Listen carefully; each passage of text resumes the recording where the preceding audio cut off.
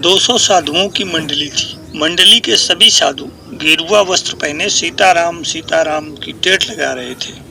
अनोखा एवं अद्भुत समा बंधा हुआ था। जिसने देखा वह देखता ही रह गया, सुना बस सुनता ही रह गया। कोई कुछ कह नहीं रहा था। साधुओं की इस विशाल मंडली के आसपास भीड़ जमा होती जा रही थी। देखते देखते महोत्सव जैसा माहौल विनिर्मित हो गया।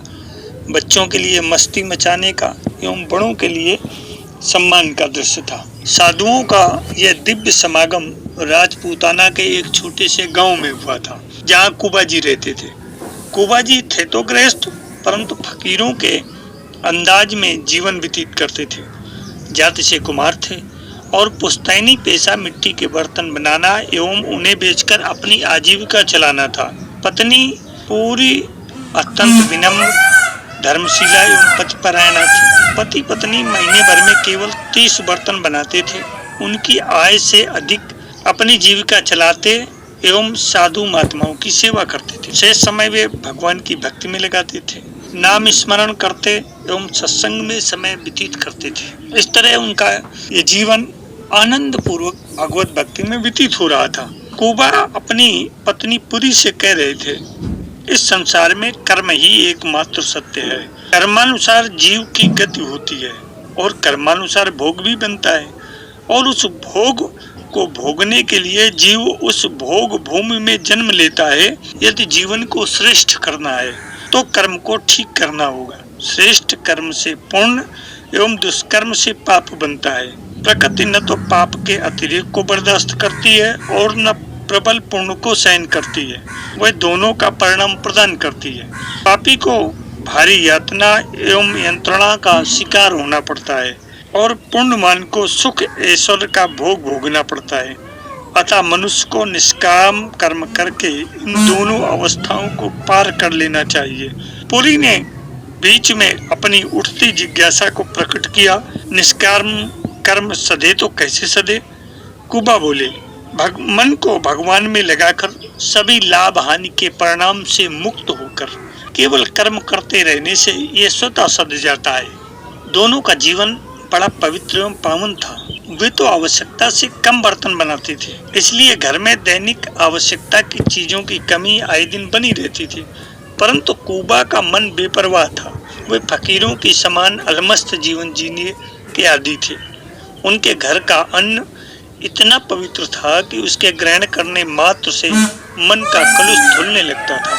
यही वजह थी कि उनके घर के बाहर साधुओं का इतना बड़ा समागम सहज रूप से हो गया था। किसी ने कुबा जी को आवाज लगाई। कुबा जी अपने घर से बाहर आए। घर तो छोटा था, पर घर का आंगन बहुत बड़ा था, जिसके एक कोने में मिट्टी गूंथने वाला चाक रखा हुआ था तथा दूसरे कोने में एक बड़े से सुंदर गमले में तुलसी का पौधा लगा हुआ था और घी का एक दीपक उसके पास जल रहा था तथा धूप बत्ती से सुगंध चारों तरफ वातावरण में फैल रही थी। कुछ ही देर पहले संध्या की आरती समाप्त करके कुबा की धर्मपत्नी पति के पास बैठ करके धर्म चर्चा कर रही थी। कुबा ने त्वरा से दरवाजे पर चढ़ी साकल उतारी और बाहर देखा तो भाव विह्वल उठी। बाहर साधुओं की अपार भीड़ सीताराम सीताराम सीताराम की टेर लगा रही थी। भजन कीर्तन चल रहा था। सूर्य की सिंदूरी आभा में साधुओं का गेरुआ वस्त्र और भी गहरा एवं आकर्षक लग रहा था। कुबा वहां देर तक खड़े न रह सके और सभी को साष्टांग प्रणाम करने लगे। भूमि पर साधुओं के चरणों में लूटने लगे, पर अग्रज साधुओं ने उन्हें उठाकर अपने गले से लगा लिया। पीछे से कुछ साधुओं ने आकर भक्त कुबा को अपने कंधों पर उठा लिया। कुबा मना करते रहे, पर कोई माना नहीं। आज भक्त और सन्यासियों के मिलन की अलग घड़ी जो थी। पुरी ने भी सभी को साष्टांग प्रणाम किया और कहा कि आप सब हमारे घर के अंदर चलें। सभी ने घर में प्रवेश किया। गांव के लोगों ने विशाल आंगन में पुआल बिछा दिया और साधुओं की आवभगत की। सभी को मिट्टी के गिलास में पानी दिया गया। भक्त कुबा ने बड़े ही विनम्र एवं विनम्र भाव से कहा, आज मेरे अहोभाग्य है जो आप संतों ने मुझ पर दया की और मेरे घर पधारे।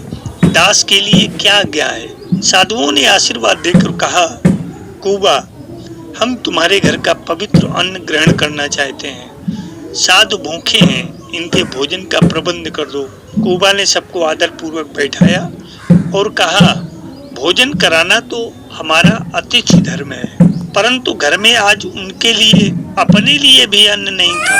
पुरी ने कुबा से कहा, आप चिंतित मत हो, हम दोनों चलकर पड़ोसी साहूकार से अन्न आदि की व्यवस्था करने के लिए बात कर लेते हैं। उन्होंने महाजन को अपनी स्थिति से अवगत कराते हुए कहा कि वे उनसे 200 साधुओं के भोजन व्यवस्था के बदले कीमत किसी रूप में अदा कर लें, लेकिन अभी भोजन सामग्री की व्यवस्था कर दें। महाजन कुबा की निर्धनता के साथ साथ उनकी सच्चरित्रता एवं सदाचरण से पूर्णता परिचित था। उसने कहा, अभी तो आप साधुओं की भोजन व्यवस्था करें, समय आने पर हम आपको इसकी कीमत के संबंध में बता देंगे। भोजन की व्यवस्था में गांव वालों ने भरपूर सहयोग किया। कुबा को माता अन्नपूर्णा का कौन सा वरदान था कि सभी साधु भोजन प्रसाद ग्रहण करके ऐसे तृप्त हुए जैसे वे मानो अन्नपूर्णा के यहाँ दिव्य प्रसाद ग्रहण करके आए हों। सभी साधुओं का मन तृप्त हो गया था। सभी साधु कुबा एवं उनकी पत्नी को अशेष आशीर्वाद देकर प्रस्थान कर गए। आश्चर्य तो इस बात का था कि इतने साधु महात्मा एकाएक कहाँ से एकत्र हुए एवं प्रकट हुए तथा भोजनोपरांत कहाँ विलीन हो गए। कुबा भक्त थे, वे भक्तवत्सल भगवान की लीला से परिचित थे। उन्होंने अपनी पत्नी से कहा, भगवान ही साधु वेश धरकर अपने घर हमें कृतार्थ करने आए थे और कृपा करके अपनी लीला को समेट कर चले गए।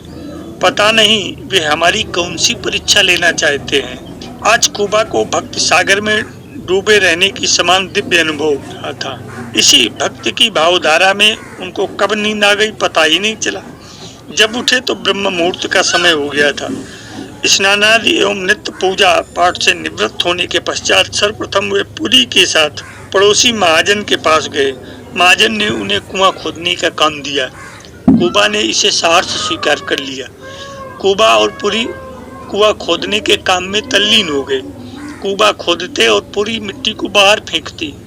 इस तरह दोनों निरंतर हरि नाम प्रभु स्मरण करते हुए कुआं खोदते रहे और उनका कार्य निरंतर जारी रहा। कुआं खोदते खोदते अंत में एक दिन मीठा जल निकल आया। पूरी खुशी के मारे नाच उठी। इतने दिन की मेहनत जो रंग लाई। पर कहते हैं कि अधिक खुशी ज्यादा देर तक ठहरती नहीं। कुबा नीचे मिट्टी हटा रहे थे, परंतु कहां से एकाएक बालू निकल आई और नीचे भारी गड्ढा हो गया। एकाएक ऊपर की सारी मिट्टी कुएं में गिर गई और उस मिट्टी में कुबा जी दब गए। पूरी दूर होने से बच गई, परंतु अनेक यत्नों के बावजूद कुबा जी को निकाला न जा सका। पूरे गांव के लोगों ने रात दिन प्रयास किया कि सबके प्रिय कुबा जी को बचा लिया जाए, परंतु दैव विधान कुछ और था। भगवान को कुछ और ही मंजूर था। पूरी का हाल बेहाल था। कुबा के ऊपर मिट्टी क्या पड़ी कि पूरी विपत्तियों के पहाड़ के नीचे दब गई। पतिव्रता पूरी पति के अभाव में किसी तरह से जिंदगी को खींच रही थी। जीवन बोझ के समान लग रहा था, परंतु पता नहीं क्यों उसके अंतर मन में आशा की किरण नाच उठती थी, जिसके बीच कुबा कहते, डर मत, मैं हूं ना। इसे कपोल कल्पना मान पूरी फिर से दुख के भीषण थपेड़ों में डूबती उतराती रहती थी। इस दुर्घटना को पूरा 1 वर्ष बीत गया। बरसात में पानी के साथ बहकर आने वाली मिट्टी से कुएं का गड्ढा भी भर गया। संयोग ही था कि जिस दिन ये घटना घटी, ठीक उसी दिन उसी स्थान पर 1 वर्ष के पश्चात साधुओं की एक मंडली वहां आकर रुकी। रात हो जाने के कारण उन्होंने वहीं डेरा डाल दिया। रात्रि के समय उन्हें अचानक करताल, मृदंग और वीणा के साथ हरि कीर्तन की मधुर ध्वनि सुनाई दी। यह ध्वनि उस जमीन के अंदर से आ रही थी जहां वो कुआं मिट्टी और पानी से भरा हुआ था। ध्वनि के सम्मोहन प्रभाव से वे भी रात भर आनंद पूर्वक कीर्तन करते रहे। सुबह होते ही उस साधु मंडली ने गांव वालों को इस विस्मयकारी घटना से अवगत कराया। किसी को यकीन नहीं हुआ। ब्रह्म मुहूर्त एवं शांत वेला में ध्वनि की तीव्रता इतनी होती थी कि कोई भी उसे सुन सकता था। बात आग की तरह सर्वत्र फैल गई। राजा तक भी खबर पहुंची। राजा भी मंत्रियों समेत घटना स्थल पर पहुंचे और स्वयं अपने कानों से उस दिव्य ध्वनि का श्रवण किया। राजा ने वहां की मिट्टी हटाने की आज्ञा दे दी। सैकड़ों लोगों ने युद्ध स्तर पर कुछ ही घंटों में वहां की मिट्टी हटा दी। मिट्टी के हटने के पश्चात वहां का दृश्य ऐसा था जिसे न तो आज तक किसी ने देखा था और न कानों से सुना था। राजा सौभाग्यशाली था, साथ में प्रजा भी भाग्यवान थी जो इस दिव्य दृश्य की साक्षी बन सकी। सभी ने वहां देखा कि भगवान श्री हरि का चतुर्भुज रूप विग्रह दिव्य आसन पर विराजमान है। विग्रह से दिव्य गंध एवं प्रकाश विकीर्ण हो रहा है और भक्तवर कुबाजी विग्रह के चरणों को अपने प्रेमाश्रुओं की निरंतर बहती धारा से स्नान करा रहे हैं। उनको शेष संसार के बारे में कुछ भी ज्ञान नहीं है। मंगल ध्वनि से सारा आकाश गूंज रहा है। ये दिव्य नाद ही धरती को फाड़कर निकल जाता था। ये दृश्य देखकर सभी के अंतःकरण में श्रद्धा, प्रेम और भक्ति का प्रवाह इतना उमड़ा कि थमने का नाम ही नहीं ले रहा था। विनीत हो साष्टांग प्रणाम किया। श्री हरि का विग्रह कुछ ही क्षणों में अचानक अंतर्धान हो गया। राजा सहित सभी ने भक्त कुबाजी को प्रणाम किया और उनकी चरण धूल मस्तक पर चढ़ाई। कुबाजी को ससम्मान घर तक पहुंचाया गया। गांव के सभी लोग खुशियों से नाचते गाते उनको उनकी पत्नी पुरी के पास छोड़ आए। कुबाजी अब तो घर आ गए।